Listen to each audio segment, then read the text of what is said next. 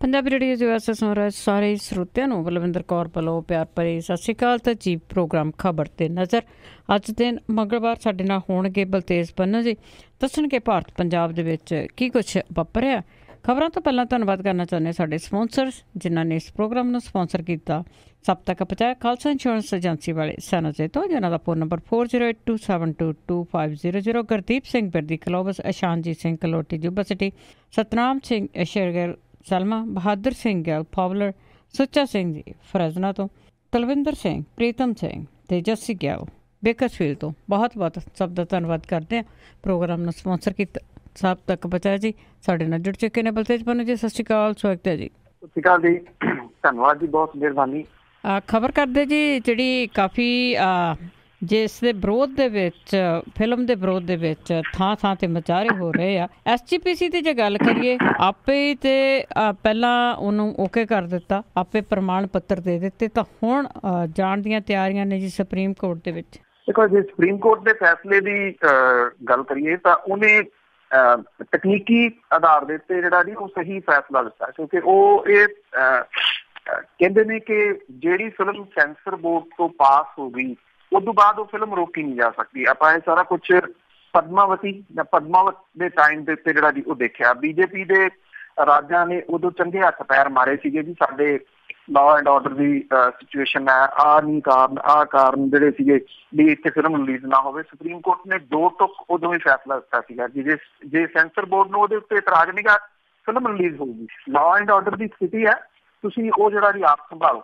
Supreme court ਨੇ ਇਸ ਮਾਮਲੇ ਦੇ ਵਿੱਚ ਵੀ ਇਸੇ ਤਰ੍ਹਾਂ ਦਾ ਜਿਹੜਾ ਜੀ ਫੈਸਲਾ ਦਿੱਤਾ। ਸ਼੍ਰੋਮਣੀ ਕਮੇਟੀ ਦੀ ਖਿਚਾਈ ਜਿਹੜੀ ਹੈ ਜੀ ਉਹ ਕੀਤੀ ਹੈ, ਔਰ ਇਹ ਕਿਹਾ ਕਿ ਸ਼੍ਰੋਮਣੀ ਗੁਰਦੁਆਰਾ ਪ੍ਰਬੰਧਕ ਕਮੇਟੀ ਜਿਹੜੀ ਆ ਉਹ ਗੈਰ ਕਾਨੂੰਨੀ ਢੰਗ ਦੇ ਨਾਲ ਜਿਹੜੀ ਹੈ ਜੀ ਪਾਬੰਦੀ ਇਹਦੇ ਉੱਤੇ ਲਾ ਰਹੀ ਹੈ, ਕਿਉਂਕਿ ਕਰਨਾ ਤਾਂ ਇਹ ਚਾਹੀਦਾ ਸੀਗਾ। ਸ਼੍ਰੋਮਣੀ ਗੁਰਦੁਆਰਾ ਪ੍ਰਬੰਧਕ ਕਮੇਟੀ ਜੇ ਇਹ ਵਿਰੋਧ ਕਰਦੀ ਸੀਗੀ ਤੇ ਸੁਪਰੀਮ ਕੋਰਟ ਦੇ ਵਿੱਚ ਜਾਂਦੀ ਸੀ, ਜਿੱਥੇ ਸਿੱਕਾ ਹੋਰਾਂ ਨੇ ਇਹ ਲਾਈ ਸੀ, ਧਿਰ ਬਣ ਕੇ ਉੱਥੇ ਪੇਸ਼ ਆਉਂਦੇ। ਪਰ ਇਹਨਾਂ ਨੂੰ ਪਤਾ ਕਿ ਜੇ ਉੱਥੇ ਧਿਰ ਬਣ ਕੇ ਪੇਸ਼ ਆਏ ਤੇ ਜਿਹੜਾ ਇਹਦਾ ਪ੍ਰੋਡਿਊਸਰ ਡਾਇਰੈਕਟਰ ਆ ਉਹ ਕਿਹੜਾ ਸਿੱਧਾ ਜੀ, ਉਹਨੇ ਚੁੱਕ ਕੇ ਇਹਨਾਂ ਦੇ ਜਿਹੜੇ ਲੈਟਰ ਹੈਡ ਦੇ ਉੱਤੇ ਲਿਖੀਆਂ ਹੋਈਆਂ ਫਿਲਮ ਦੀ ਤਾਰੀਫ ਦੇ ਵਿੱਚ ਗੱਲਾਂ ਸੀ, ਉਹ ਚੁੱਕ ਕੇ ਲਾ ਦੇਣੀਆਂ ਸੀ। ਵਿਆਹ ਚੁੱਕੋ, ਉਹੀ ਸ਼੍ਰੋਮਣੀ ਗੁਰਦੁਆਰਾ ਪ੍ਰਬੰਧਕ ਕਮੇਟੀ ਆ ਜਿਹੜੀ ਕਹਿੰਦੀ ਸੀ ਬੱਚਿਆਂ ਨੂੰ ਫਿਲਮ ਦਿਖਾਓ। ਆਹ ਜਥੇਦਾਰ ਦੀ ਲੈਟਰ ਆ ਜਿਹੜਾ ਕਹਿੰਦਾ ਸੀਗਾ ਵੀ ਇਹੋ ਜਿਹੀਆਂ ਕੋਸ਼ਿਸ਼ਾਂ ਜਿਹੜੀਆਂ ਕਰਨ ਵਾਲੇ ਕਮਾਲ ਨੇ ਤੇ ਇਹਨਾਂ ਦੀ ਪਿੱਠ ਕੱਪੜੀ ਜਾਣੀ ਚਾਹੀਦੀ ਆ।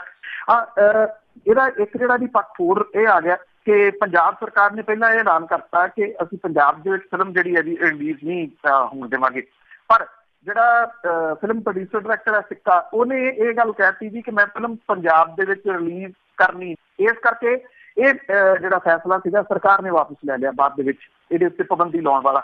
ਵੀ ਜਦੋਂ ਪ੍ਰੋਡਿਊਸਰ ਡਾਇਰੈਕਟਰ ਜਿਹੜਾ ਜੀ ਕਹਿੰਦਾ ਕਿ ਮੈਂ ਫਿਲਮ ਰਿਲੀਜ਼ ਨਹੀਂ ਕਰਨੀ, ਤੇ ਇੱਥੇ ਫਿਰ ਜਿਹੜਾ ਜੀ ਲਾਉਣ ਦਾ ਫਾਇਦਾ ਨਹੀਂ, ਕਿਉਂਕਿ ਇੱਕ ਗੱਲ ਪਤਾ ਇਹਦੇ ਪ੍ਰੋਡਿਊਸਰ ਡਾਇਰੈਕਟਰ ਨੂੰ ਵੀ ਆ, ਕਿਉਂਕਿ ਫਿਲਮਾਂ ਜਿਹੜੀਆਂ ਲੱਗਦੀਆਂ ਨੇ ਜੀ ਉਹ ਥੀਏਟਰ ਰੈਂਟ ਤੇ ਲੈ ਕੇ ਲੱਗਦੀਆਂ ਨੇ। ਮੈਂ ਕੱਲ੍ਹ ਵੀ ਗੱਲ ਕਹੀ ਸੀ ਵੀ ਕਿੰਨੇ ਦਿਨ ਉਹ ਰੈਂਟ ਜਿਹੜਾ ਜੀ ਦੇ ਲੂਗਾ ਜਦੋਂ ਲੋਕ ਵੇਖਣ ਨਹੀਂ ਜਾਣਗੇ। ਉਹਨੂੰ ਪਤਾ ਇੱਥੇ ਲੋਕਾਂ ਨੇ ਪੰਜਾਬ ਦੇ ਵਿੱਚ ਵੇਖਣ ਨਹੀਂ ਜਾਣਾ, ਇਹ ਰੈਂਟ ਜਿਹੜਾ ਜੀ ਉਹਨੂੰ ਪੈ ਜਾਊਗਾ। ਇਸ ਕਰਕੇ ਉਹਨੇ ਪੰਜਾਬ ਉਹਨੇ ਕੋਈ ਸ਼ਰਾਰਤ ਕਰਨੀ ਸੀਗੀ, ਉਹ ਜਿਹੜੀ ਸ਼ਰਾਰਤ ਹੈ ਉਹ ਕਰ ਰਿਹਾ, ਕਿਸੇ ਨਾ ਕਿਸੇ ਰੂਪ ਦੇ ਵਿੱਚ ਜਿਹੜਾ ਜੀ ਉਹ ਕਰ ਰਿਹਾ।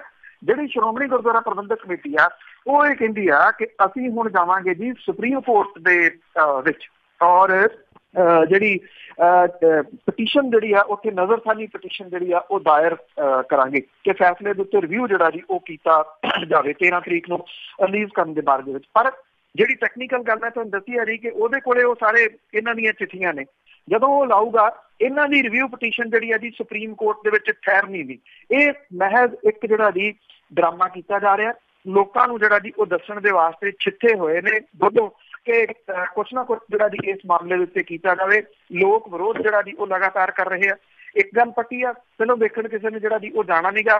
ਦੂਜਾ ਪੱਖ ਇਹ ਵੀ ਆ ਜੀ, ਫਿਲਮ ਪਿਛਲੇ 3 ਸਾਲਾਂ ਤੋਂ ਤੁਰੀ ਫਿਰਦੀ ਆ YouTube ਦੇ ਉੱਤੇ, ਜਿਹਨੇ ਆ ਕੇ ਦੇਖਣੀ ਸੀਗੀ ਉਹ ਦੇਖ ਲਈ ਆ। ਇਹਦੇ ਵਿੱਚ ਕੁਛ ਜਿਹੜਾ ਜੀ ਉਹ ਹੈ ਨੀਗਾ। 15 ਦੇ ਵਿੱਚ ਇਹਨੇ ਰਿਲੀਜ਼ ਕਰਕੇ ਪਹਿਲਾਂ 2 ਹਫ਼ਤੇ ਬਾਅਦ ਜਿਹੜੀ ਇਹਦੀ ਫਿਲਮ ਲਾ ਲਈ ਸੀ, ਇਹ ਕਹਿ ਕੇ ਕਿ ਜੀ ਇਹਦੇ ਵਿੱਚ ਕੁਛ ਇਤਰਾਜ਼ ਆਏ ਆ ਤੇ ਉਹ ਇਤਰਾਜ਼ ਅਸੀਂ ਦੂਰ ਕਰਕੇ ਫਿਲਮ ਜਿਹੜੀ ਦੁਬਾਰਾ ਲਾਵਾਂਗੇ। ਉਹ ਇਤਰਾਜ਼ ਦੂਰ ਕੀਤੇ ਗਏ। ਕੀ ਇਤਰਾਜ਼ ਸੀਗੇ? ਨਾ ਇਤਰਾਜ਼ ਦੱਸੇ, ਨਾ ਦੂਰ ਕਰਨ ਵਾਲੀਆਂ ਜਿਹੜੀਆਂ ਗੱਲਾਂ ਦੱਸੀਆਂ। ਸ਼ਰਾਰਤ ਸੀਗੀ ਉਦੋਂ ਵੀ। ਉਦੋਂ ਮੈਨੂੰ ਯਾਦ ਹੈ ਕਿ ਇੱਕ ਜਿਹੜੀ ਸਰਸੇ ਵਾਲੀ ਦੀ ਫਿਲਮ ਹੈ MS ਦੀ ਲੱਗੀ ਹੋਈ ਸੀਗੀ, ਉਹਦਾ ਰੌਲਾ ਰੱਪਾ ਚੱਲੀ ਜਾਂਦਾ ਸੀ, ਇਹਨੇ ਵੀ ਨਾਲ ਆਪਣੀ ਜਿਹੜੀ ਜੀ ਭਸੂੜੀ ਪਾਈ ਹੋਈ ਸੀਗੀ। ਤੇ ਹੁਣ ਫੇਰ ਜਿਹੜਾ ਜੀ ਇਹ ਭਸੂੜੀ ਦੇ ਰੂਪ ਦੇ ਵਿੱਚ ਹੀ ਆ। ਅਦਰਵਾਈਜ਼ ਜਿਹੜੇ ਸਿਆਣੇ ਲੋਕ ਨੇ ਜੀ ਉਹਨਾਂ ਨੂੰ ਵੀ ਇਹ ਗੱਲ ਜਿਹੜੀ ਆ ਉਹ ਸਮਝਣੀ ਚਾਹੀਦੀ ਆ ਵੀ ਇਹਨੂੰ ਛੱਡਿਆ ਜਾਵੇ, ਦੇਖਣ ਜਾਣ ਦੀ ਲੋੜ ਹੀ ਨਹੀਂ, ਆਪੇ ਹੀ ਜਿਹੜਾ ਜੀ ਇਹ ਸਮਾਪਤ ਹੋ ਜਾਣਾ ਇਸ਼ੂ। ਜੀ ਜੀ। ਤੇ ਅੱਗੇ ਭਾਰਤ ਬੰਦ ਦੀ ਜੇ ਦੁਬਾਰਾ ਗੱਲ ਕਰੀਏ ਕਿ ਦੁਬਾਰਾ ਭਾਰਤ ਬੰਦ ਹੋਇਆ ਸੀ, ਉਹ ਕਿਸੇ ਵੀ ਅਣਸਖਾਵੀ ਘਟਨਾ ਤੋਂ ਬਿਨਾਂ ਨਿਬੜਿਆ? ਐਕਚੁਅਲੀ ਵੀ ਇਹ ਆਪਣੇ ਆਪ ਦੇ ਵਿੱਚ ਥੋੜਾ ਜਿਹਾ ਨਵੇਕਲਾ ਬੰਦ ਜਿਹੜਾ ਜੀ ਉਹ ਰਿਹਾ।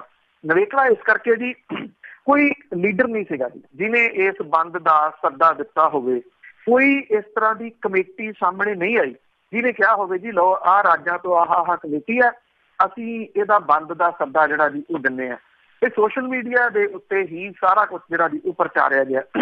ਪ੍ਰਚਾਰਿਆ ਵੀ ਉਦੋਂ ਗਿਆ ਜਦੋਂ 2 ਤਰੀਕ ਨੂੰ SC ST ਜਿਹੜਾ ਸੀਗਾ ਜੀ ਜਿਹੜੀ ਉਹਦੇ ਵਿੱਚ ਕੁਛ ਜਿਹੜੀਆਂ ਸੋਧਾਂ ਹੋਈਆਂ ਸੀਗੀਆਂ ਉਹਨੂੰ ਲੈ ਕੇ ਜਿਹੜਾ ਦਲਿਤ ਭਾਈਚਾਰਾ ਉਹਨੇ ਬੰਦ ਦਾ ਸੱਦਾ ਦਿੱਤਾ ਸੀਗਾ।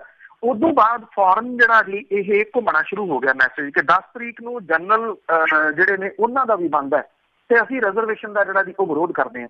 ਦੇਖੋ ਇਹਦੇ ਪਿੱਛੇ ਲੁਕਵੇਂ ਚਿਹਰੇ ਜਿਹੜੇ ਆ ਜੀ ਇਹਦੇ ਸਾਹਮਣੇ ਨਹੀਂ ਆਏ, ਹਾਲਾਂਕਿ ਜੇ ਤੁਸੀਂ ਘੋਖੋ ਤਾਂ ਤੁਹਾਨੂੰ ਦਿਸ ਤਾਂ ਜਿਹੜਾ ਜੀ ਉਹ ਪੈਣਗੇ ਕਿਤੇ ਨਾ ਕਿਤੇ ਕਿ ਕਿਹੜੇ ਨੇ ਚਿਹਰੇ। ਇੱਕ ਤਾਂ ਇਹਦੇ ਪਿੱਛੇ ਕੋਈ ਲੀਡਰ ਨਹੀਂ ਸੀ, ਕੋਈ ਕਮੇਟੀ ਨਹੀਂ ਸੀਗੀ, ਇਹ ਕਿਹਨੇ ਸੱਦਾ ਦਿੱਤਾ, ਕਿੱਥੋਂ ਇਹ ਜਿਹੜਾ ਜੀ ਤੁਰਿਆ, ਪਰ ਇੰਨਾ ਕੁ ਫੈਲ ਗਿਆ ਕਿ ਜੇ ਆਪਾਂ ਇਹ ਕਹੀਏ ਕਿ ਪੂਰਾ ਸਮੁੱਚਾ ਮੁਲਕ ਬੰਦ ਹੋ ਗਿਆ ਉਹ ਤਾਂ ਗੱਲ ਗਲਤ ਹੈ, ਪਰ ਇਹਦਾ ਅਸਰ ਜਿਹੜਾ ਜੀ ਬਹੁਤ ਸਾਰੇ ਸੂਬਿਆਂ ਦੇ ਵਿੱਚ ਵੇਖਣ ਨੂੰ ਮਿਲਿਆ।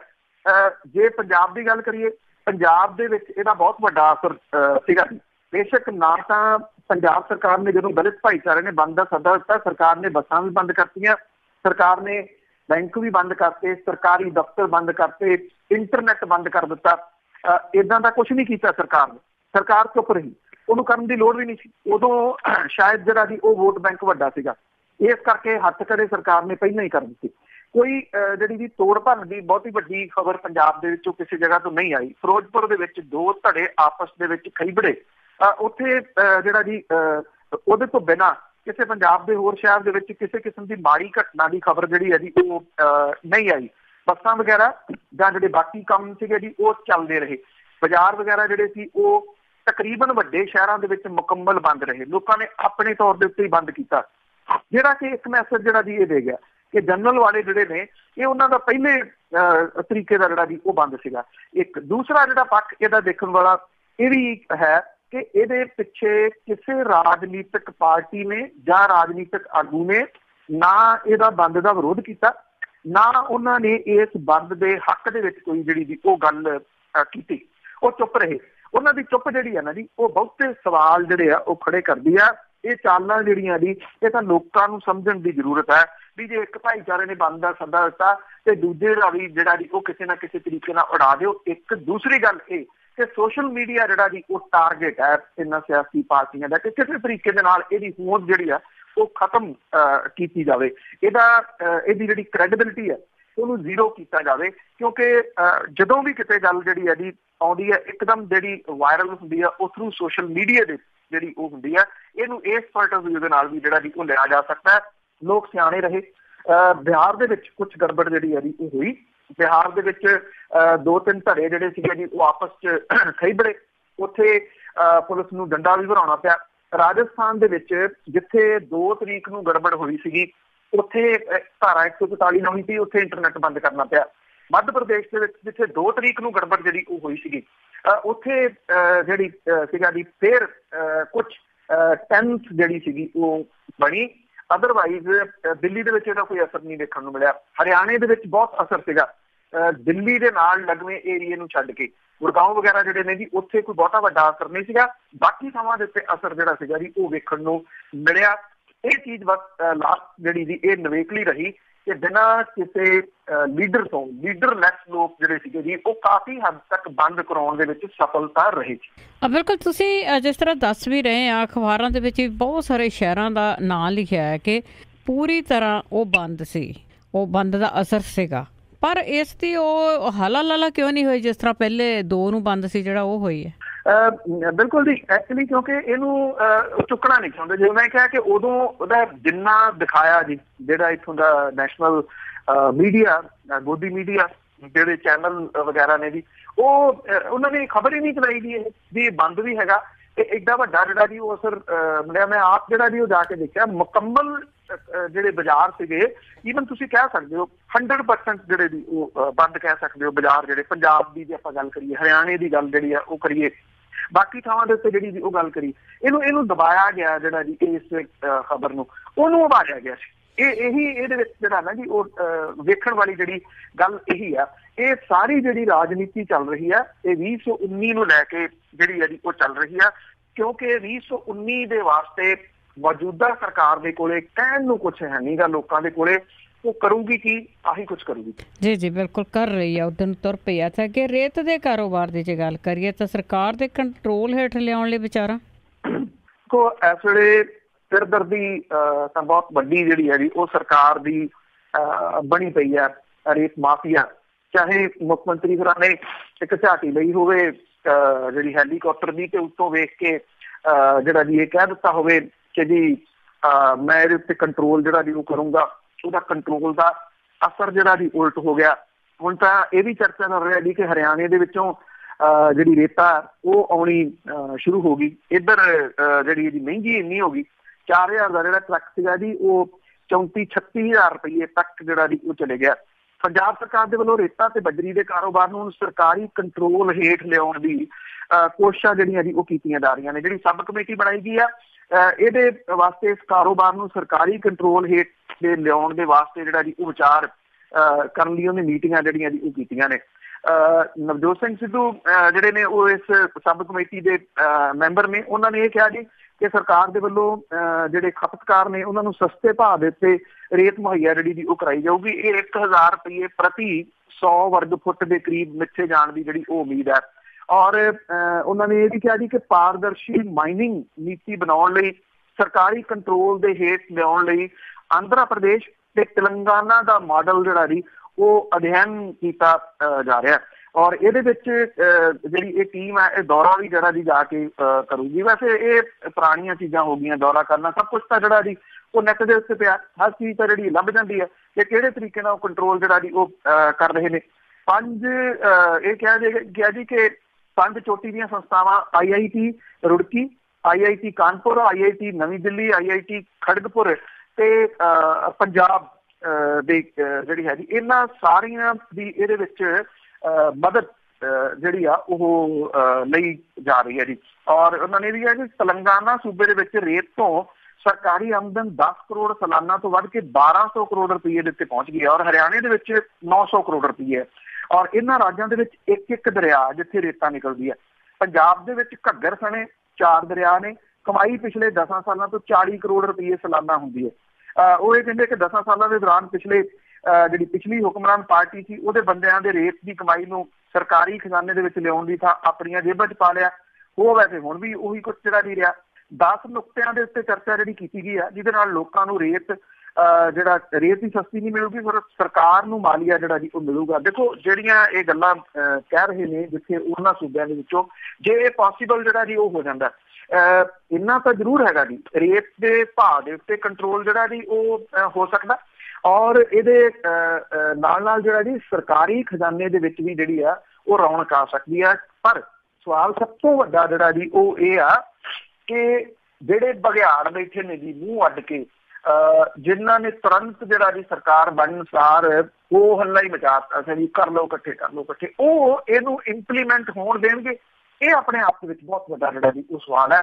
ਜੇ ਨਵਜੋਤ ਸਿੰਘ ਸਿੱਧੂ, ਮਨਪ੍ਰੀਤ ਸਿੰਘ ਬਾਦਲ ਜਿਹੜੇ ਇਸ ਕਮੇਟੀ ਦੇ ਵਿੱਚ, ਤ੍ਰਿਪਤ ਰਜਿੰਦਰ ਸਿੰਘ ਬਾਜਵਾ, ਇਹ 3 ਜਾਣੇ ਨੇ, ਇਹ ਇਹਨਾਂ ਦੀ ਓਨੈਸਟੀ ਦੇ ਉੱਤੇ ਜਿਹੜਾ ਜੀ ਉਹ ਡਿਪੈਂਡ ਕਰੂਗਾ ਕਿ ਇਹ ਜਿਹੜੀ ਨਵੀਂ ਨੀਤੀ ਆ ਇਹਨੂੰ ਪ੍ਰਵਾਨ ਕਰਨਾ ਤੇ ਉਦੋਂ ਵੱਡਾ ਇੰਪਲੀਮੈਂਟ ਕਰਵਾਉਣਾ। ਜੀ ਉਹ ਜ਼ਰੂਰੀ ਆ। ਤੇ ਅੱਗੇ ਬਾਜ਼ਾਰਤ ਵਿੱਚ ਵਾਧੇ ਦੀ ਆਪਾਂ ਗੱਲਬਾਤ ਕਰਦੇ ਹਾਂ ਕਾਫੀ ਟਾਈਮ ਤੋਂ ਕਿ ਪੰਜਾਬ ਦੇ ਵਿੱਚ ਬਾਜ਼ਾਰਤ ਦਾ ਵਾਧਾ ਹੋਊਗਾ, ਪਰ ਉਹ ਅਜੇ ਵੀ ਖਟਾਈ ਵਿੱਚ।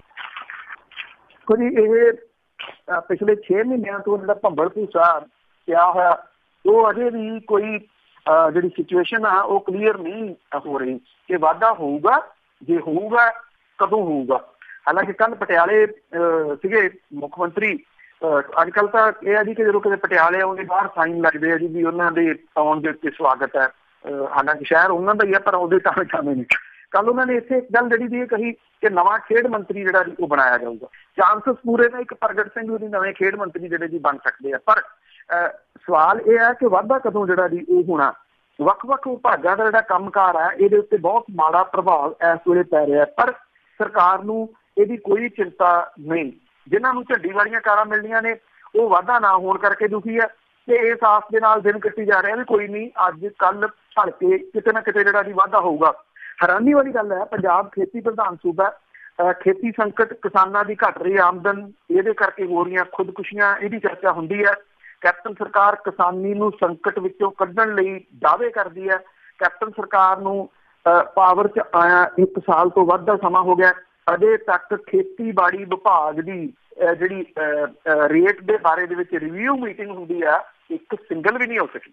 ਮੁੱਖ ਮੰਤਰੀ ਦੇ ਕੋਲੇ ਖੇਤੀਬਾੜੀ ਵਿਭਾਗ ਸਣੇ 40 ਵਿਭਾਗ ਹੈ ਜੀ, ਔਰ ਇਹ ਸਾਰੇ ਵਿਭਾਗਾਂ ਨੂੰ ਬਣਦੀ ਤਵੱਜੋ ਮਿਲ ਨਹੀਂ ਰਹੀ। ਕੁਛ ਨਹੀਂ ਇਹਦੇ ਉੱਤੇ ਹੋ ਰਿਹਾ। ਅਫਸਰਾਂ ਦੇ ਆਸਰੇ ਫਾਈਲਾਂ ਨੇ, ਫਾਈਲਾਂ ਸਾਰੀਆਂ ਜਿਹੜੀਆਂ ਦੀ ਉਹ ਰੋਡ ਵਿੱਚ ਲੱਗੀਆਂ ਪਈਆਂ ਨੇ। ਸੂਬੇ ਦੇ ਜੇ ਖੇਤੀਬਾੜੀ ਵਿਭਾਗ ਦੀ ਹਾਲਤ ਇਹ ਆ ਤੇ ਬਾਕੀਆਂ ਦਾ ਜਿਹੜਾ ਜੀ ਉਹ ਕੀ ਹੋ ਸਕਦਾ, ਇਹਦਾ ਆਈਡੀਆ ਤੁਸੀਂ ਲਾ ਸਕਦੇ ਹੋ। ਜਿਹੜੇ ਅਣਗੌਲੇ ਵਿਭਾਗ ਨੇ, ਇਟ ਮੀਨਸ ਉਹਦੇ ਵਿੱਚ ਤਾਂ ਭੋਰਾ ਵੀ ਕੁਛ ਜਿਹੜਾ ਜੀ ਉਹ ਤਾਂ ਜਿਹੜਾ ਉਹ ਨਹੀਂ ਹੋਇਆ। ਮੁੱਖ ਮੰਤਰੀ ਕਈ ਵਾਰੀ ਇਹ ਕਹਿ ਚੁੱਕਿਆ ਕਿ ਵਜ਼ਾਰਤ ਦੇ ਵਿੱਚ ਵਾਧਾ ਇਸ ਕਰਕੇ ਨਹੀਂ ਹੋ ਰਿਹਾ ਕਿਉਂਕਿ ਕਾਂਗਰਸ ਪ੍ਰਧਾਨ ਰਾਹੁਲ ਗਾਂਧੀ ਦੇ ਨਾਲ ਮੀਟਿੰਗ ਲਈ ਸਮਾਂ ਨਹੀਂ ਮਿਲ ਰਿਹਾ। ਮੀਟਿੰਗ ਤੋਂ ਫੌਰਨ ਬਾਅਦ ਵਾਧਾ ਜਿਹੜਾ ਜੀ ਉਹ ਕੀਤਾ ਜਾਊਗਾ। ਪਰ ਜਾਣਕਾਰ ਇਹ ਵੀ ਕਹਿੰਦੇ ਆ ਕਿ ਪਿਛਲੇ ਦਿਨੀ ਉਹਨਾਂ ਦੀ ਕਾਂਗਰਸ ਪ੍ਰਧਾਨ ਦੇ ਨਾਲ ਦਿੱਲੀ 'ਚ ਮੀਟਿੰਗ ਹੋਈ ਸੀ, ਪਰ ਇਸ ਮੀਟਿੰਗ ਦੇ ਨਤੀਜਿਆਂ ਦਾ ਕੋਈ ਖੁਲਾਸਾ ਹੀ ਨਹੀਂ ਹੋਇਆ। ਮੁੱਖ ਮੰਤਰੀ ਦਫ਼ਤਰ ਨੇ ਇਸ ਮੀਟਿੰਗ ਤੋਂ ਨਾ ਕਰਤੀ ਕਿ ਉਹ ਸੂਬੇ ਦੇ ਹੋਰ ਮਸਲਿਆਂ ਬਾਰੇ ਚਰਚਾ ਕਰਨ ਜਿਹੜੇ ਗਏ ਸੀਗੇ। ਜਿਹੜੇ ਕਾਂਗਰਸੀ ਆਗੂ ਵਾਧੇ ਦੀ ਚਰਚਾ ਸੁਣ ਕੇ ਜਿਹੜੇ ਥੱਕ ਗਏ ਜੀ, ਉਹਨਾਂ ਨੇ ਕਹਿਣਾ ਕਿ ਛੇਤੀ ਵਾਧਾ ਹੋਣ ਦੇ ਅਸਾਰ ਨਿਗੇ ਕਿਉਂਕਿ ਵਾਧੇ ਨੂੰ ਟਾਲਣ ਲਈ ਤਰਕ ਜਿਹੜੇ ਆ ਜੀ ਉਹ ਦਿੱਤੇ ਜਾ ਰਹੇ ਆ। ਇਹ ਕਿਹਾ ਜਾ ਰਿਹਾ ਸ਼ਾਹਕੋਟ ਦੀ ਜਿੰਨੀ ਚੋਣ ਹੈ ਇਹਦੇ ਕਰਕੇ ਵਾਧਾ ਚੋਣ ਤੋਂ ਬਾਅਦ ਕੀਤਾ ਜਾਊਗਾ। ਕਰਨਾਟਕ ਵਿਧਾਨ ਸਭਾ ਦੀਆਂ ਚੋਣਾਂ ਨੇ, ਇਸ ਤੋਂ ਬਾਅਦ ਵਾਧਾ ਜਿਹੜਾ ਜੀ ਉਹ ਕੀਤਾ ਜਾਊਗਾ। ਸ਼ਾਹਕੋਟ ਦੀ ਚੋਣ ਹੋ ਕੇ ਹਟਣੀ ਹੈ, ਉਸ ਤੋਂ ਬਾਅਦ ਪੰਚਾਇਤਾਂ ਦੀਆਂ ਚੋਣਾਂ ਆ ਜਾਣੀਆਂ ਨੇ, ਫਿਰ ਕੋਈ ਨਾ ਕੋਈ ਹੋਰ ਜਿਹੜੀ ਉਹ ਚੋਣ ਆ ਜਾਊਗੀ। ਇਹ ਕਿਹਾ ਜਾ ਰਿਹਾ ਜੀ ਕਿ ਅਜੇ ਕੁਛ ਨਹੀਂ ਪਤਾ ਕਿ ਇਹ ਵਾਧਾ ਜਿਹੜਾ ਜੀ ਉਹ ਕਦੋਂ ਹੋਊਗਾ। ਪਰ ਇਹਨਾਂ ਆ ਕਿ ਜਿਹੜੀ ਸੁਗਬੁਗਾਹਟ ਆ ਅੰਦਰ ਵਾਲੀ ਉਹ ਥੋੜੀ ਤੇਜ਼ ਹੁੰਦੀ ਜਾ ਰਹੀ ਹੈ। ਔਰ ਕੁਛ ਜਿਹੜੇ ਕਾਂਗਰਸੀ ਆਗੂ ਨੇ ਜੀ ਉਹ ਕੱਲ ਕਾਂਗਰਸ ਦੇ ਪ੍ਰਧਾਨ ਨੂੰ ਵੀ ਮਿਲੇ ਨੇ। ਇਹ ਕਿਹਾ ਕਿ ਜਿਹੜੀਆਂ ਪੁਲਿਸ ਅਫਸਰਾਂ ਦੀਆਂ ਬਦਲੀਆਂ ਕੀਤੀਆਂ ਗਈਆਂ ਨੇ ਉਹ ਅਕਾਲੀਆਂ ਦੇ ਕਹਿਣ ਤੇ ਕੀਤੀਆਂ ਗਈਆਂ ਨੇ। ਖਾਸ ਤੌਰ ਦੇ ਉੱਤੇ ਇਹਦੇ ਵਿੱਚ ਜਿਹੜੇ ਬਠਿੰਡਾ ਰੇਂਜ ਦੇ ਆਈਜੀ ਨੇ ਮੁਖਵਿੰਦਰ ਸਿੰਘ ਚੀਮਾ, ਜਿਨ੍ਹਾਂ ਨੂੰ ਸਬਕ ਸਿਖਾਉਣ ਦੀਆਂ ਗੱਲਾਂ ਅਕਾਲੀ ਦਲ ਦਾ ਪ੍ਰਧਾਨ ਕਹਿੰਦੇ ਸੀ, ਉਹਨਾਂ ਦੀ ਬਦਲੀ ਕਰ ਦਿੱਤੀ ਗਈ ਹੈ। ਸੋ ਕਾਂਗਰਸੀ ਇਹ ਕਹਿੰਦੇ ਵੀ ਜੋ ਕੁਛ ਉਹ ਕਹਿੰਦੇ ਨੇ ਉਹ ਕੁਛ ਹੋਈ ਜਾ ਰਿਹਾ। ਉਹ ਪੁੱਛਣ ਗਏ ਸੀਗੇ ਕਾਂਗਰਸ ਦੇ ਪ੍ਰਧਾਨ ਨੂੰ ਕਿ ਇਹ ਦੱਸ ਦਿਓ ਕਿ ਸਰਕਾਰ ਕਿਹਦੀ ਹੈ ਪੰਜਾਬ ਜੀ, ਉਹ ਖੁਦ ਨਹੀਂ ਪਤਾ ਜੀ ਉਹਨਾਂ ਨੂੰ। ਤਾਂ ਅੱਗੇ ਪੋਚਾ ਫੇਰਨ ਵਾਲਿਆਂ ਦੀ ਗੱਲ ਕਰੀਏ, ਜੋ ਪੰਜਾਬ ਦੇ ਵਿੱਚ ਹਾਈਵੇ ਆ ਜਿਨ੍ਹਾਂ ਦੇ ਉੱਤੇ ਪੰਜਾਬੀ ਦੀ ਮੰਗ ਕੀਤੀ ਜਾ ਰਹੀ ਆ ਕਿ ਸਾਈਨ ਬੋਰਡ ਪੰਜਾਬੀ ਦੇ ਲੱਗਣੇ ਚਾਹੀਦੇ ਆ। ਦੂਜੀ ਭਾਸ਼ਾ ਤੇ ਪੋਚਾ ਫੇਰਨ ਵਾਲਿਆਂ ਦੀਆਂ ਗ੍ਰਿਫਤਾਰੀਆਂ ਲਈ ਛਾਪੇ ਥਾਂ ਥਾਂ ਤੇ। ਬਿਲਕੁਲ ਜੀ, ਇਹ ਪੰਜਾਬੀ ਮਾਂ ਬੋਲੀ ਸਤਿਕਾਰ ਕਮੇਟੀ ਜਿਹੜੀ ਹੈ ਜੀ ਉਹਨਾਂ ਨੇ ਆਪਣੀ ਪੋਚਾ ਮਾਰ ਮੁਹਿੰਮ ਜਿਹੜੀ ਹੈ ਜੀ ਉਹ ਜਾਰੀ ਰੱਖੀ ਹੋਈ ਆ। ਔਰ ਕਹਿੰਦੇ ਆ ਕਿ ਵਿਸਾਖੀ ਤੱਕ ਇਹ ਤਕਰੀਬਨ ਜਿਹੜੀ ਹੈ ਜੀ ਉਹ ਜਾਰੀ ਰਹੂਗੀ। ਪਹਿਲੇ ਪੜਾਅ ਦੇ ਵਿੱਚ ਅਕਤੂਬਰ 17 ਦੇ ਵਿੱਚ ਬਠਿੰਡਾ ਅੰਮ੍ਰਿਤਸਰ ਹਾਈਵੇ ਜਿਹੜਾ ਜੀ ਇਹਦੇ ਉੱਤੇ ਪੋਚਾ ਫੇਰਿਆ ਗਿਆ ਸੀਗਾ। ਉਦੋਂ ਲੱਖਾ ਸਿਧਾਣਾ, ਹਰਦੀਪ ਮਹਿਰਾਜ ਤੇ 2 ਹੋਰ ਦੇ ਖਿਲਾਫ ਕੇਸ ਦਰਜ ਕਰਕੇ ਇਹਨਾਂ ਨੂੰ ਜੇਲ੍ਹ ਦੇ ਵਿੱਚ ਜਿਹੜਾ ਜੀ ਉਹ ਭੇਜ ਦਿੱਤਾ ਸੀਗਾ। ਹੁਣ ਦੁਬਾਰਾ ਫਿਰ ਜਦੋਂ ਇਹ ਮੁਹਿੰਮ ਚੱਲੀ ਆ ਤੇ ਇਹ ਥੋੜੀ ਜੀ ਇਸ ਵਾਰੀ ਡਿਫਰੈਂਟ ਇਹ ਆ ਕਿ ਇਹ ਦਿਨੇ ਨਹੀਂ ਨਿਕਲਦੇ, ਰਾਤ ਨੂੰ ਜਿਹੜਾ ਜੀ 11 ਵਜੇ ਤੋਂ ਬਾਅਦ ਪੋਚਾ ਫੇਰਨ ਦੇ ਵਾਸਤੇ ਨਿਕਲਦੇ ਆ। ਔਰ ਪੰਜਾਬ ਦੇ ਕਈ ਜ਼ਿਲ੍ਹਿਆਂ ਤੱਕ ਜਿਹੜੀ ਹੈ ਜੀ ਇਹ ਮੁਹਿੰਮ ਫੈਲੀ ਹੋਈ ਹੈ। ਜਿੰਨੇ ਸਰਕਾਰੀ ਦਫ਼ਤਰ ਨੇ, ਈਵਨ ਪੁਲਿਸ ਥਾਣੇ ਨੇ ਜਿੱਥੇ ਇੰਗਲਿਸ਼ ਜਿਹੜੀ ਦੀ ਉੱਪਰ ਲਿਖੀ ਹੋਈ ਆ, ਉੱਥੇ ਵੀ ਪੋਚਾ ਜਿਹੜਾ ਜੀ ਕਾਲੇ ਰੰਗ ਦਾ ਇਹਨਾਂ ਦੇ ਵੱਲੋਂ ਫੇਰਿਆ ਜਾ ਰਿਹਾ। ਪੁਲਿਸ ਦੇ ਵੱਲੋਂ ਮਾਮਲੇ ਜਿਹੜੇ ਆ ਜੀ ਉਹ ਦਰਜ ਕੀਤੇ ਗਏ ਆ। ਮਾਲਵਾ ਯੂਥ ਫੈਡਰੇਸ਼ਨ ਦੇ ਪ੍ਰਧਾਨ ਲੱਖਾ ਸਿਧਾਣਾ, ਦਲ ਖਾਲਸਾ ਦੇ ਆਗੂ ਬਾਬਾ ਹਰਦੀਪ ਮਹਿਰਾਜ ਤੇ ਕੁਛ ਹੋਰ ਦੇ ਉੱਤੇ ਜਿਹੜੇ ਜੀ 5 ਦੇ ਕਰੀਬ ਜਿਹੜੇ ਆ ਜੀ ਉਹ ਪਰਚੇ ਦਰਜ ਜਿਹੜੇ ਆ ਉਹ ਕੀਤੇ ਗਏ ਆ ਹੁਣ ਤੱਕ। ਪੁਲਿਸ ਦੇ ਵੱਲੋਂ ਇਹਨਾਂ ਜਿਹੜੇ ਆਗੂ ਨੇ ਉਹਨਾਂ ਦੀਆਂ ਘਰਾਂ ਦੇ ਉੱਤੇ ਛਾਪੇਮਾਰੀ ਜਿਹੜੀ ਆ ਉਹ ਕੀਤੀ ਗਈ ਆ। ਇਹਨਾਂ ਨੇ ਆਪਣੇ ਫੋਨ ਜਿਹੜੇ ਜੀ ਉਹ ਸਵਿਚ ਆਫ ਕਰ ਲਏ ਨੇ, ਆਪਣੇ ਘਰਾਂ ਦੇ ਵਿੱਚ ਇਹ ਨਹੀਂ ਹੈਗੇ। ਦੱਸਿਆ ਜਾ ਰਿਹਾ ਜੀ ਕਿ ਇਹ ਜਿਹੜੇ ਆਗੂ ਨੇ ਉਹ ਹਰਿਆਣੇ ਦੇ ਵਿੱਚ ਜਿਹੜਾ ਜੀ ਚਲੇ ਗਏ ਨੇ, ਉੱਥੇ ਉਹਨਾਂ ਨੇ ਜਿਹੜੀ ਆ ਪਨਾਹ ਲਈ ਹੈ। ਔਰ ਉਹ ਰਾਤ ਨੂੰ ਫੇਰ ਜਿਹੜਾ ਜੀ ਉਹ ਨਿਕਲ ਕੇ ਇਸ ਪੋਚਾ ਮਾਰ ਮੁਹਿੰਮ ਦੇ ਵਿੱਚ ਜਿਹੜਾ ਸ਼ਾਮਿਲ ਹੋ ਜਾਂਦੇ ਆ ਤੇ ਰਾਤੋਂ ਰਾਤ ਫੇਰ ਜਿਹੜਾ ਜੀ ਉਹ ਨਿਕਲ ਕੇ ਦੂਜੇ ਸੂਬੇ ਦੇ ਵਿੱਚ ਜਿਹੜੀ ਹੈ ਜੀ ਉਹ ਪਨਾਹ ਲੈ ਲੈਂਦੇ ਆ। ਜਿਹੜੇ ਆਗੂ ਆ ਜੀ ਉਹਨਾਂ ਨੂੰ ਇਹ ਡਰ ਹੈ ਕਿ ਪੁਲਿਸ ਵਿਸਾਖੀ ਤੋਂ ਪਹਿਲਾਂ ਉਹਨਾਂ ਨੂੰ ਗ੍ਰਿਫਤਾਰ ਨਾ ਕਿਤੇ ਜਿਹੜਾ ਜੀ ਉਹ ਕਰ ਲਵੇ। ਜਿਹੜੀ ਪੁਲਿਸ ਹੈ ਜੀ ਉਹਨਾਂ ਨੂੰ ਗ੍ਰਿਫਤਾਰ ਕਰਨਾ ਚਾਹੁੰਦੀ ਹੈ ਵਿਸਾਖੀ ਤੋਂ ਪਹਿਲਾਂ, ਔਰ ਵਿਸਾਖੀ ਦੇ ਮੌਕੇ ਦੇ ਉੱਤੇ ਸਮੂਹਕ ਰੂਪ ਦੇ ਵਿੱਚ ਗ੍ਰਿਫਤਾਰੀਆਂ ਦੇ ਕੇ ਇਹ ਆਪਣਾ ਮੈਸੇਜ ਜਿਹੜਾ ਜੀ ਹੋਰ ਜ਼ੋਰਦਾਰ ਤਰੀਕੇ ਦੇ ਨਾਲ ਦੇਣਾ ਚਾਹੁੰਦੇ ਆ। ਹੁਣ ਦੇਖਣਾ ਜਿਹੜਾ ਜੀ ਇਹ ਹੋਊਗਾ ਕਿ ਜਿਹੜੀ ਸਟ੍ਰੈਟਜੀ ਆ ਉਹ ਮਾਮੂਲੀ ਸਤਿਕਾਰ ਕਮੇਟੀ ਵਾਲਿਆਂ ਦੀ ਕਾਮਯਾਬ ਰਹਿੰਦੀ ਆ ਜਾਂ ਫਿਰ ਪੁਲਿਸ ਦੀ। ਪੁਲਿਸ ਇੰਨੀ ਵੀ ਸਰਗਰਮੀ ਨਹੀਂ ਵਿਖਾ ਰਹੀ ਕਿ ਉਹ ਹਰਿਆਣੇ ਦੇ ਵਿੱਚ ਜਾ ਕੇ ਜਿਹੜੀ ਹੈ ਜੀ ਉਹ ਛਾਪੇਮਾਰੀ ਇਹਨਾਂ ਨੂੰ ਫੜਨ ਦੇ ਵਾਸਤੇ ਜਿਹੜੀ ਜੀ ਉਹ ਕਰੇ, ਪਰ ਅੰਡਰ ਪ੍ਰੈਸ਼ਰ ਇੰਨਾ ਜ਼ਰੂਰ ਹੈ ਕਿ ਉਹਨਾਂ ਦੇ ਉੱਤੇ ਪਰਚੇ ਦਰਜ ਕਰ ਰਹੀ ਹੈ। ਜਦੋਂ ਪਿਛਲੀ ਵਾਰੀ ਇਹਨਾਂ ਨੇ ਪੋਚਾ ਫੇਰਿਆ ਸੀਗਾ ਤਾਂ ਉਦੋਂ ਇਹਦੇ ਵਿੱਚ ਤੁਰੰਤ ਹਰਕਤ ਦੇ ਵਿੱਚ ਜਿਹੜੀ ਉਹ ਕੰਪਨੀ ਆਈ ਸੀਗੀ ਔਰ ਉਹਨੇ ਕਿਹਾ ਸੀਗਾ ਕਿ ਸਾਈਨ ਚੇਂਜ ਕਰੂਗੀ ਤੇ ਉਹਨੇ ਸਾਈਨ ਚੇਂਜ ਕਰ ਦਿੱਤੇ, ਪਰ ਜਿਹੜਾ ਬਠਿੰਡਾ ਚੰਡੀਗੜ੍ਹ ਹਾਈਵੇ ਬਣਿਆ ਇਹਦੇ ਉੱਤੇ ਕੋਈ ਸਾਈਨ ਜਿਹੜੇ ਜੀ ਉਹ ਚੇਂਜ ਨਹੀਂ ਕਰੇ, ਜਿਹੜਾ ਇਹ ਇਸ ਵਾਰੀ ਉਹ ਕਰ ਰਹੇ ਹੈ ਜੀ। ਤੇ ਅੱਗੇ ਭਾਜਪਾ ਦੀ ਗੱਲ ਕਰਦੇ ਆ ਜੀ, ਸਭ ਤੋਂ ਅਮੀਰ ਜਿਹੜੀ ਪਾਰਟੀ ਆ ਕੌਮੀ ਪਾਰਟੀ ਬਣੀ। ਜਿਹਦੇ ਕੋਲੇ ਸੱਤਾ ਹੁੰਦੀ ਹੈ ਜੀ ਉਹਦੇ ਕੋਲੇ ਹਰ ਚੀਜ਼ ਜਿਹੜੀ ਹੈ ਜੀ ਉਹ ਆ ਜਾਂਦੀ ਹੈ। ਪੈਸਾ ਖਾਸ ਤੌਰ ਦੇ ਉੱਤੇ ਜਿਹੜੀ ਪਹਿਲਾਂ ਪਾਰਟੀ ਕਹਿੰਦੀ ਹੁੰਦੀ ਸੀ ਕਿ ਜੀ ਵਿਦੇਸ਼ਾਂ ਤੋਂ ਪੈਸਾ ਆਉਂਦਾ ਪਾਰਟੀਆਂ ਕੋਲੇ, ਉਹ ਹੁੰਦਾ ਆਹ ਹੁੰਦਾ, ਉਹਨੇ ਲੀਕ ਹੀ ਫੇਰਤੀ ਕਿ ਪਿਛਲੇ 40-42 ਸਾਲ ਤੋਂ ਜਿਹੜਾ ਪੈਸਾ ਆਇਆ ਉਹਦੀ ਕੋਈ ਇਨਵੈਸਟੀਗੇਸ਼ਨ ਜਿਹੜੀ ਹੈ ਜੀ ਉਹ ਕਰਨ ਦੀ ਜ਼ਰੂਰਤ ਨਹੀਂ।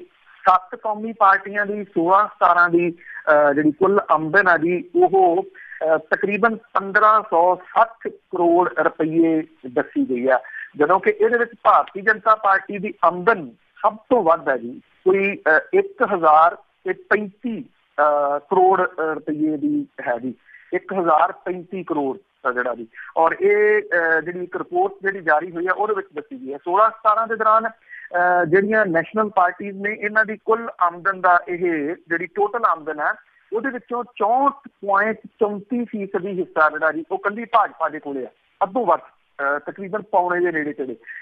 ਦਿੱਲੀ ਦੇ ਵਿੱਚ ਆਧਾਰਿਤ ਹੈ ਜੀ association for democratic reforms ADR, ਉਹਦੇ ਵੱਲੋਂ ਇਹ ਜਿਹੜੀ ਰਿਪੋਰਟ ਜਾਰੀ ਕੀਤੀ ਗਈ ਹੈ। ਇੰਡੀਅਨ ਨੈਸ਼ਨਲ ਕਾਂਗਰਸ ਜਿਹੜੀ ਹੈ ਜੀ ਉਹਦੀ ਕੁੱਲ ਆਮਦਨ ਰਹਿ ਗਈ ਜੀ 225 ਕਰੋੜ ਤੇ 36 ਲੱਖ ਰੁਪਈਆ, ਜਿਹੜੀ ਕਿ ਪਾਰਟੀਆਂ ਦੀ ਕੁੱਲ ਆਮਦਨ ਦਾ 14.45% ਜਿਹੜਾ ਜੀ ਉਹ ਬਣਦਾ। ਆਮਦਨ ਦੇ ਲਿਹਾਜ਼ ਦੇ ਨਾਲ CPI ਸਭ ਤੋਂ ਗਰੀਬ ਪਾਰਟੀ ਹੈ, ਜਿਹਦੀ ਆਮਦਨ 2 ਕਰੋੜ ਤੇ 8 ਲੱਖ ਰੁਪਈਆ ਦੱਸੀ ਗਈ ਆ, ਜਿਹੜੀ ਕਿ ਪਾਰਟੀਆਂ ਦੀ ਕੁੱਲ ਆਮਦਨ ਦਾ 0.13% ਜਿਹੜਾ ਜੀ ਉਹ ਬਣਦਾ। ਬਸਪਾ ਦੀ ਗੱਲ ਕਰੀਏ ਤਾਂ ਆਮਦਨ ਉਹਦੀ ਜਿਹੜੀ ਹੈ ਜੀ ਕਰੀਬ 173 ਕਰੋੜ ਤੇ 58 ਲੱਖ ਰੁਪਈਏ ਜਿਹੜੀ ਹੈ ਜੀ ਉਹ ਦੱਸੀ ਗਈ ਆ। ਇਹ ਰਿਟਰਨ ਜਿਹੜੀ ਵੱਖ-ਵੱਖ ਪਾਰਟੀਆਂ ਨੇ ਭਰੀ ਆ ਉਹਦੇ ਤੋਂ ਇਹ ਡਾਟਾ ਜਿਹੜਾ ਜੀ ਉਹ ਲਿਆ ਗਿਆ। 7 ਕੌਮੀ ਪਾਰਟੀਆਂ ਦਾ ਕੁੱਲ ਖਰਚਾ ਜਿਹੜਾ 2228 ਕਰੋੜ ਰੁਪਈਏ ਤੇ 26 ਲੱਖ ਰੁਪਈਏ ਵਿਖਾਇਆ ਗਿਆ। ਰਿਪੋਰਟ ਕਹਿੰਦੀ ਹੈ ਜੀ 16-17 ਦੇ ਦੌਰਾਨ ਬਸਪਾ ਦਾ ਜਿਹੜੀ ਬਹੁਜਨ ਸਮਾਜ ਪਾਰਟੀ ਆ ਉਹਦਾ 70% ਕੁੱਲ ਆਮਦਨ ਦਾ, ਭਾਜਪਾ ਦਾ 31%, CPI ਦਾ 6% ਪੈਸਾ ਜਿਹੜਾ ਜੀ ਉਹ ਅਣਵਰਤਿਆ ਜਿਹੜਾ ਜੀ ਉਹ ਪਿਆ। ਜੇ ਬਸਪਾ ਦਾ 70% ਪੈਸਾ ਜਿਹੜਾ ਜੀ ਉਹ ਅਣਵਰਤਿਆ ਪਿਆ ਤੇ ਇਹ ਇੱਕ ਜਿਹੜਾ ਜੀ ਸਵਾਲ ਇਸ ਪੱਖੋਂ ਕਿ ਬਸਪਾ ਜਿਹੜੀ ਆ ਉਹਨਾਂ ਲੋਕਾਂ ਦੀ ਪਾਰਟੀ ਆ ਜਿਹੜੇ ਦਬੇ ਕੁਚਲੇ ਜਿਹੜਾ ਜੀ ਉਹ ਲੋਕ। ਬਸਪਾ ਦੇ ਜੇ ਪਰਸਨਲ ਆਗੂਆਂ ਦੀ ਗੱਲ ਕਰੀਏ ਕਿ ਉਹਨਾਂ ਦੇ ਕਿੰਨੇ ਕਿ ਜਿਹੜੇ ਜੀ ਉਹ ਪੈਸੇ ਵਧੇ ਆ, ਇਹ ਬੜੀ ਇੰਟਰਸਟਿੰਗ ਰਿਪੋਰਟ ਜਿਹੜੀ ਹੋਊਗੀ ਜਦੋਂ ਵੀ ਕਿਤੇ ਆਊਗੀ ਜਿਹੜੀ ਜੀ ਉਹ ਸਾਂਝੀ ਕਰਾਂਗੇ। ਪਰ ਇਹਨਾਂ ਹੈ ਕਿ ਸੱਤਾ ਦੇ ਨਾਲ ਪਾਰਟੀਆਂ ਜਿਹੜੀਆਂ, ਕਿਉਂਕਿ ਸੱਤਾ ਹੋਣੀ ਤੇ ਪਾਰਟੀ ਹੋਣੀ ਦੋ ਬਿਲਕੁਲ ਡਿਫਰੈਂਟ ਚੀਜ਼ਾਂ ਨੇ, ਪਰ ਸੱਤਾ ਦੇ ਨਾਲ ਪਾਰਟੀਆਂ ਜਿਹੜੀਆਂ ਜੀ ਉਹ ਕਿਵੇਂ ਅਮੀਰ ਹੁੰਦੀਆਂ ਨੇ ਇਹ ਭਾਰਤੀ ਜਨਤਾ ਪਾਰਟੀ ਤੋਂ ਦੇਖਿਆ ਜਾ ਸਕਦਾ ਜੀ, ਜਿਹਦੇ ਕੋਲੇ ਨੈਸ਼ਨਲ ਪਾਰਟੀਆਂ ਦੀ ਟੋਟਲ ਜਿਹੜੀ ਇਨਕਮ ਹੈ ਉਹਦਾ ਤਕਰੀਬਨ 67% ਜੀ ਜਿਹੜੇ ਦੂਸਰੀ ਪਾਰਟੀ ਨੂੰ ਕਿਸੇ ਨੂੰ ਸਹਿੰਦੇ ਨਹੀਂਗੇ। ਤੇ ਕੱਲ ਆਪਾਂ ਖਬਰ ਕੀਤੀ ਸੀ ਜੀ, ਖਬਰ ਹਿਮਾਚਲ ਪ੍ਰਦੇਸ਼ ਦੇ ਵਿੱਚ ਜੋ ਹਾਦਸਾ ਹੋਇਆ ਸੀਗਾ, ਬੱਚਿਆਂ ਦੀਆਂ ਮੌਤਾਂ ਹੋਈਆਂ ਸੀ, ਉੱਥੇ ਮੁੱਖ ਮੰਤਰੀ ਦੀ ਉਡੀਕ ਘੰਟਿਆਂ ਬੱਧੀ ਕਰਨੀ ਪਈ, ਲਾਸ਼ਾਂ ਘੰਟਿਆਂ ਬੱਧੀ ਪਈਆਂ ਰਹੀਆਂ, ਮਾਪੇ ਬਰਲਾਪ ਕਰਦੇ ਰਹੇ। ਦੇਖੋ ਜੀ ਐਕਚੁਅਲੀ ਇਹ ਬੜਾ ਉਦਾਸ ਕਰ ਦੇਣ ਵਾਲਾ ਜਿਹੜਾ ਮੰਜ਼ਰ ਸੀਗਾ ਜੀ ਉਦੋਂ, ਜਿਹੜਾ ਤਾਂ ਮਾਪੇ ਵਿਚਾਰੇ ਜਿਹੜੇ ਦੁਖੀ, ਜਿਨ੍ਹਾਂ ਦੇ ਬੱਚੇ ਪਹਿਲੇ ਦਿਨ ਅਜੇ ਸਕੂਲ ਗਏ ਸੀਗੇ ਜੀ, ਉਹ ਵਿਚਾਰੇ ਰੋਂਦੇ ਕਰਲਾਉਂਦੇ ਉੱਥੇ ਜਿਹੜਾ ਜੀ ਉਹ ਰਹੇ। ਪਰ ਸਿਆਸਤਦਾਨਾਂ ਦੇ ਆਪਣੀਆਂ ਜਿਹੜੀਆਂ ਜੀ ਉਹ ਚੀਜ਼ਾਂ ਨੇ। ਬੱਸ ਹਾਦਸੇ 'ਚ ਮਾਰੇ ਗਏ 23 ਬੱਚੇ ਜਿਹੜੇ ਸੀਗੇ ਜੀ ਉਹਨਾਂ ਦਾ ਕੱਲ ਅੰਤਿਮ ਸੰਸਕਾਰ ਕੀਤਾ ਗਿਆ। ਉਹਨਾਂ ਦੀਆਂ ਜਿਹੜੀਆਂ ਡੈਡ ਬੋਡੀ ਸੀਗੀਆਂ ਜੀ ਪਰਿਵਾਰਾਂ ਨੂੰ ਪੌਣੇ 3 ਘੰਟੇ ਤੱਕ ਹਸਪਤਾਲ ਦੇ ਬਾਹਰ ਬਿਠਾਈ ਰੱਖਿਆ ਗਿਆ। ਕਿਉਂ? ਕਿਉਂਕਿ ਪਰਿਵਾਰਾਂ ਨੂੰ ਦੱਸਿਆ ਗਿਆ ਕਿ ਹਿਮਾਚਲ ਦੇ CM ਆ ਲੈਣ, ਉਦੋਂ ਬਾਅਦ ਜਿਹੜਾ ਜੀ ਇਹ ਡੈਡ ਬੋਡੀਆਂ ਜਾਣਗੀਆਂ। ਤੁਸੀਂ ਇੱਕ ਕਿਸਮ ਦੇ ਨਾਲ ਇਹ ਕਹੋ कि जिवें कोई अवार्ड वंडने होण ना भी ओह पॉलिटिशियन जिहड़ा जी ओह आके वंडूगा ਉਹਦੇ हत्थी ਜਿਹੜੇ जी ਇਹ दवाए जाणगे ਡੈਡ बॉडीज हत्थी ਜਿਹੜਾ जी ਉਹ ਦਵਾਈਆਂ ਗਈਆਂ ਤੇ ਇਹਨੂੰ ਇਦੋਂ ਮਾੜਾ ਤਾਂ ਜਿਹੜਾ जी मेरा नहीं ख्याल ना कभी सुनिया ना कभी देखण ਨੂੰ ਜਿਹੜਾ जी ਉਹ ਮਿਲਿਆ। कुछ परिवार ਜਿਹੜੇ रात ਨੂੰ ਬੱਚਿਆਂ ਦੀਆਂ ਡੈਡ ਬੋਡੀਜ਼ ਲੈ ਗਏ ਸੀਗੇ ਉਹਨਾਂ ਦੀਆਂ ਡੈਡ ਬੋਡੀਜ਼ ਵਾਪਸ ਮੰਗਵਾਈਆਂ ਗਈਆਂ। ਤੁਸੀਂ ਇਹ ਦੇਖੋ ਜੀ ਔਰ ਸਵੇਰੇ ਜਿਹੜਾ ਜੀ ਸੀਗਾ ਜੀ ਉਹ ਬੱਚਿਆਂ ਦਾ ਪੋਸਟਮਾਰਟਮ ਹੋ ਗਿਆ ਜਿਹੜੇ 10:15 ਵਜੇ PM ਜਿਹੜੇ ਸੀ ਉਹ ਹਸਪੀਟਲ ਪਹੁੰਚੇ 7:35 ਤੇ ਇਹ ਪੋਸਟਮਾਰਟਮ ਹੋ ਗਿਆ ਸੀਗਾ ਔਰ ਉਹ ਪਹੁੰਚੇ ਜੀ 10:25 ਉਦੋਂ ਪਹਿਲਾਂ ਜਿਹੜੇ ਸੀਗੇ ਜੀ ਇਹ ਸਾਰਾ ਕੁਛ ਪਰਿਵਾਰਾਂ ਨੂੰ ਜਿਹੜਾ ਸੀਗਾ ਉਹ ਸੌਂਪਿਆ ਗਿਆ।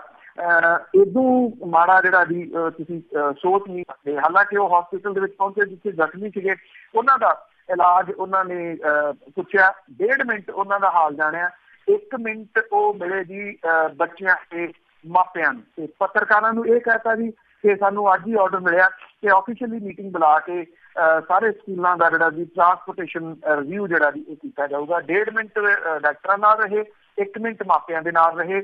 ਮਾਪੇ ਜਿਹੜੇ ਸੀਗੇ ਜੀ ਉਹ 3 ਘੰਟੇ ਤੱਕ ਉਡੀਕਦੇ ਰਹੇ ਕਿ ਕਦੋਂ ਨੇਤਾ ਜੀ ਆਉਣਗੇ ਤੇ ਉਹ ਉਹਨਾਂ ਦੇ ਮਰ ਚੁੱਕੇ ਜਿਹੜੇ ਬੱਚੇ ਨੇ ਉਹਨਾਂ ਦੀਆਂ ਡੈਡ ਬੋਡੀਜ਼ ਉਹਨਾਂ ਦੇ ਹਵਾਲੇ ਕਰ। ਦੇਖੋ ਜੀ ਇੱਕ ਅਜੀਬ ਗੱਲਾਂ ਹੋ ਰਹੀਆਂ ਤੇ ਉੱਤਰ ਪ੍ਰਦੇਸ਼ ਦੇ ਵਿੱਚ ਇੱਕ ਅੰਬੇਦਕਰ ਦੇ ਬੁੱਤ ਦੀ ਜੇ ਗੱਲ ਕਰੀਏ ਤਾਂ ਉਹ ਇੱਕ ਭਗਵਾਂ ਕੱਪੜਿਆਂ ਦੇ ਵਿੱਚ ਪਾਇਆ ਗਿਆ। ਐਕਚੁਅਲੀ ਵੀ ਪਿਛਲੇ ਦਿਨਾਂ ਦੇ ਵਿੱਚ ਉੱਤਰ ਪ੍ਰਦੇਸ਼ ਦੇ ਵਿੱਚ ਤਾਂ ਵੈਸੇ ਜੋ ਕੁਛ ਹੋ ਰਿਹਾ ਅਜੀਬ ਹੀ ਹੋ ਰਿਹਾ।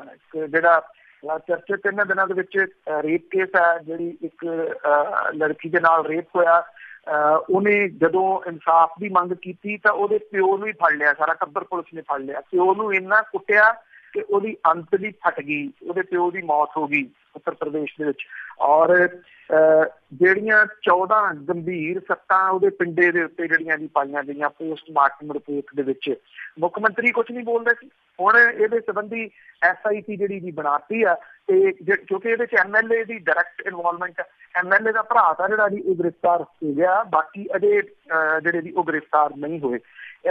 ਇਹ ਪਿਛਲੇ ਦਿਨਾਂ ਦੇ ਵਿੱਚ ਕੁਮਰਗਾঁव ਪੈਂਦਾ ਬਦਾਈਓ ਦੇ ਨੇੜੇ ਜਦੋਂ ਆਹ ਬੁੱਤ ਤੋੜਨ ਵਾਲੀ ਗੱਲ ਆਈ ਸੀ ਤੇ ਉਦੋਂ ਬੁੱਤ ਇੱਥੇ ਦੀ ਅੰਬੇਦਕਰ ਹੋਰਾਂ ਦਾ ਭੀਮਰਾਓ ਅੰਬੇਦਕਰ ਹੋਰਾਂ ਦਾ ਬੁੱਤ ਜਿਹੜਾ ਜੀ ਉਹ ਤੋੜ ਦਿੱਤਾ ਗਿਆ ਸੀਗਾ। ਬੁੱਤ ਸਥਾਪਿਤ ਹੋ ਗਿਆ ਔਰ ਬੁੱਤ ਜਦੋਂ ਸਾਹਮਣੇ ਆਇਆ ਤਾਂ ਤੁਸੀਂ ਹੈਰਾਨ ਹੋਵੋਗੇ ਕਿ ਇਹ ਇੱਕ ਅਜੀਬ ਪਹਿਰਾਵੇ ਦੇ ਵਿੱਚ ਨਜ਼ਰ ਆਇਆ। ਡਾਕਟਰ ਭੀਮਰਾਓ ਅੰਬੇਦਕਰ ਦੇ ਜਿਹੜੇ ਬੁੱਤ ਜੇ ਤੁਸੀਂ ਦੇਖੇ ਹੋਣ ਜਾਂ ਉਹਨਾਂ ਦੀਆਂ ਤੁਸੀਂ ਪਿਕਚਰ ਕੱਟੀਆਂ ਹੋਣ ਤਾਂ ਉਹ ਅਕਸਰ ਨੀਲੀ ਡਰੈਸ ਦੇ ਵਿੱਚ ਕੋਟ ਪੈਂਟ ਜਿਹੜਾ ਜੀ ਉਹਦੇ ਵਿੱਚ ਜਿਹੜਾ ਜੀ ਉਹ ਨਜ਼ਰ ਆਉਂਦੇ ਨੇ। ਇਹ ਜਿਹੜਾ ਬੁੱਤ ਲਾਇਆ ਗਿਆ ਇਹ ਥੱਲੇ ਚਿੱਟਾ ਪਜਾਮਾ ਪਾਇਆ ਹੋਇਆ ਸੀ ਤੇ ਉੱਤੋਂ ਜਿਹੜਾ ਜੀ ਭਗਵਾਂ ਚੋਲਾ ਟਾਈਪ ਜਿਹੜਾ ਲੰਬਾ ਜਿਹੜਾ ਹੁੰਦਾ ਜੀ ਉਹ ਪਾ ਦਿੱਤਾ ਲੰਬਾ ਜਿਹੜਾ ਸੀਗਾ ਉਹ ਭਗਵੇਂ ਰੰਗ ਦਾ।